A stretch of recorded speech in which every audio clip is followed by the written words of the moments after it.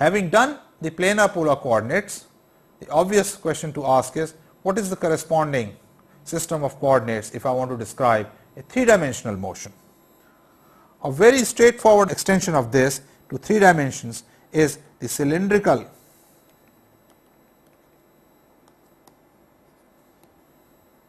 coordinates,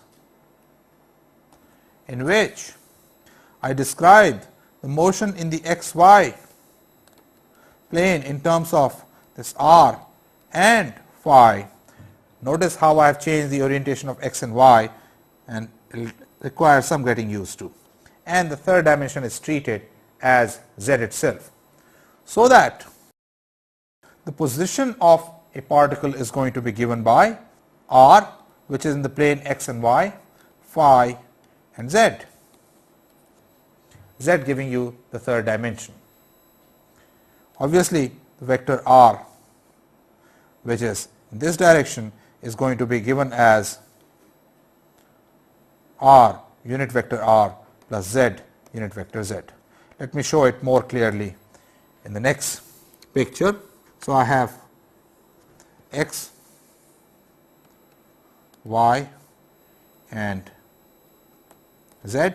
The position of the particle is here, which is at a height z from the xy plane. In the xy plane, the radius vector makes angle phi from the x axis. So, this vector here is nothing but r, where unit vector r is in this direction in the xy plane, and this vector is nothing but z unit vector, and therefore, the position vector r is given as r plus z. The phi unit vector is again at the xy plane, perpendicular to r and perpendicular to z, like this. How about the velocity of the particle?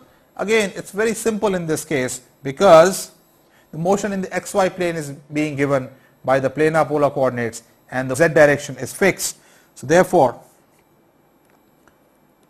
r dot, the velocity, is going to be equal to d by dt r plus z. You are more used to calling this k. So, I am using them interchangeably. This is going to be equal to r dot r plus, I have already derived this. So, I am going to write the result right away without any derivation, r phi dot phi plus z dot k or z dot z. There is no derivative of this because z unit vector is fixed. Rest derivation of the acceleration I will leave for you as an exercise. I will just give you the answer. It is going to be same as in the previous case for the plane in xy plane, which is going to be r double dot minus r phi dot square in r direction plus r phi double dot plus 2 r dot phi dot in phi direction plus z double dot in z or equivalently k direction. A more interesting extension is the spherical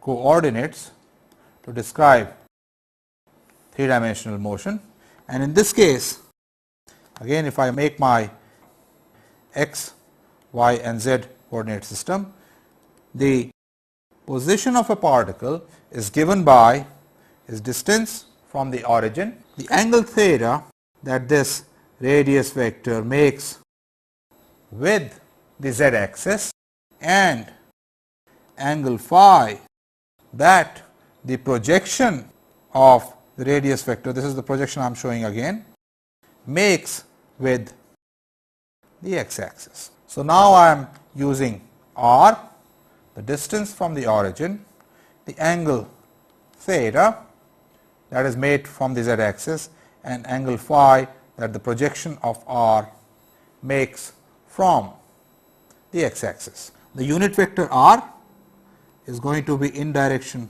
of the radius, unit vector theta is going to be in the direction of increasing theta, and unit vector phi is going to be in the direction of increasing phi. You can see that the phi unit vector is confined to xy plane, whereas r and theta are going to have component in all x, y and z direction, and in the next few minutes we are going to see how these unit vectors are represented.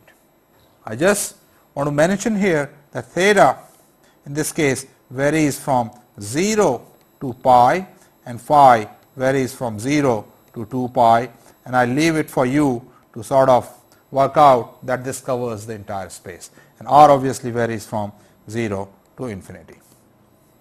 Let us then see that I am representing a particle by vector r, this vector r, which is r again, where unit vector r is in this direction.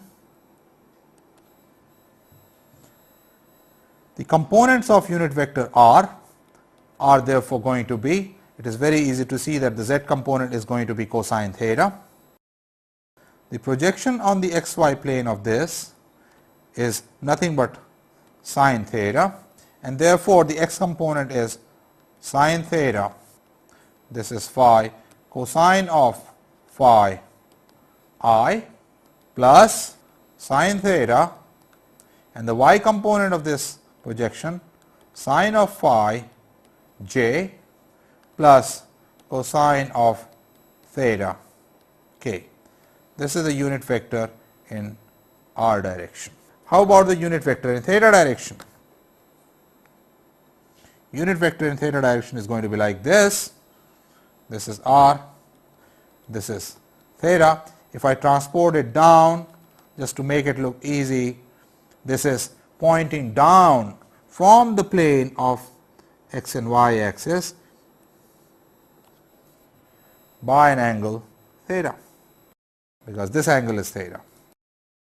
And therefore, you can see the components of theta in x and y direction are going to be cosine of theta, cosine of phi, because this angle is phi I, plus cosine of theta, sine of phi j, and its z component is in the opposite direction, so minus sine of theta k. Recall that r was sine of theta cosine phi I plus sine theta sine of phi j plus cosine of theta k. You can see right away that r dot theta is equal to 0. These two together give you cosine theta times sine theta cosine square phi plus cosine theta sine square phi, minus these two give you minus sine theta cosine theta, giving you this. Similarly, if I were to write the components of phi vector as I told you earlier is confined to xy plane, and therefore phi unit vector is just like in planar polar coordinates, which is equal to minus sine phi I plus cosine phi j. So, I have all three unit vectors. Now, how about the velocity? Velocity is equal to dr dt, which is equal to r dot r plus r dr dt. Expression for dr dt, rate of change of the unit vector, in this case is going to be slightly more complicated, because now it has all three components, but we can geometrically see how this is going to be.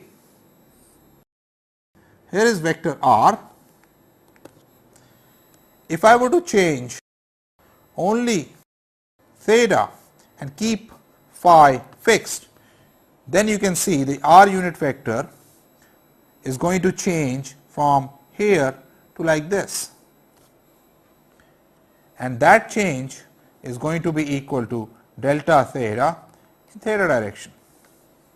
On the other hand, if I keep theta fixed and move phi, change phi, then the r unit vector, this component is going to change, and that component is nothing but r sin theta. Since this is a unit vector, this r is 1 and is going to change by delta phi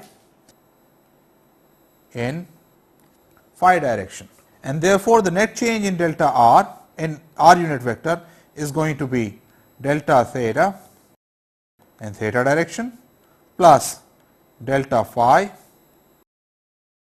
sin theta in phi direction, and therefore, dr by dt is going to be theta dot theta plus phi dot sin theta phi. Therefore, the velocity, which is r dot r plus r unit vector rate of change, is going to be equal to r dot r plus r theta dot in theta direction plus r sin theta in phi direction. Let us see whether this, which we derive to be theta dot theta plus sin theta phi dot phi, can be derived directly from the definition. R was equal to sin theta cosine phi I plus sin theta sin phi j plus cosine of theta k. If I take the derivative, I have dr over dt, which is equal to d by dt of sin theta cosine phi I plus d over dt of sin theta sin phi j plus d over dt of cosine theta k, which turns out to be equal to theta dot cosine theta cosine phi minus phi dot sin theta sin phi I plus theta dot cosine theta sin phi plus phi dot sin theta cosine phi j minus theta dot sin theta k.